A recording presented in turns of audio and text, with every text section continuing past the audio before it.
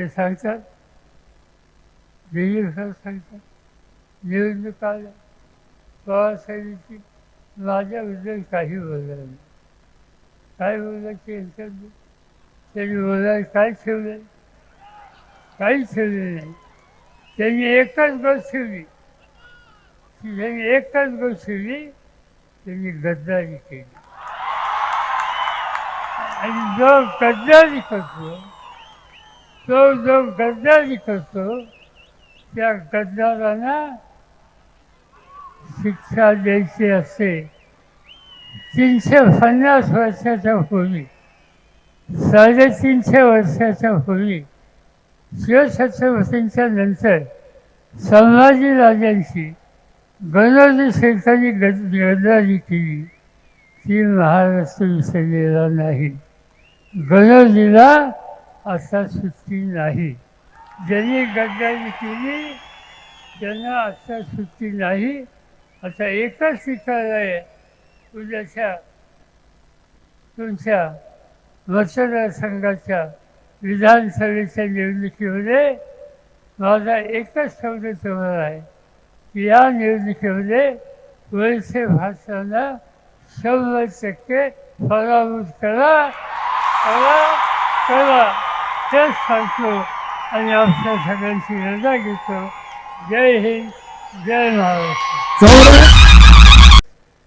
माझी अपेक्षा होती जनतेच्यासाठी हा कार्यक्रम राबवायचा आणि त्यासाठी ज्यांना मी मदत केली, ज्यांना मी शक्ती दिली, ज्यांना मी अधिकार दिला, ज्यांचा मी सन्मान केला, त्यांच्याकडून मला काही नको. पण या लोकांच्यासाठी तरी आम्ही सांगतो तो कार्यक्रम राबवला पाहिजे.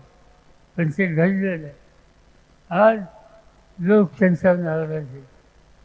त्यांनी आम्हा लोकांचा शब्द पाळला नाही. हा लोकांना आवडलेला आहे. आम्हा लोकांची साथ सोडली, भरच्याच्या वरून गेले, मंत्रिमंडळामध्ये बसले, हे लोकांना आवडलेलं आहे. आता हे लोक सांगत असतात, खोटं सांगतात लोकांना. काय सांगतात? आमच्या आणि पवारसाहेबांचे संबंध अतिशय गौर आहे. ही गोष्ट अजिबात नाही. म्हणजे जनतेला फक्त ते सांगतात, माझी बायको माझी बायको वर्षाचं एकदा भीमाशंकरच्या दर्शनाला येते.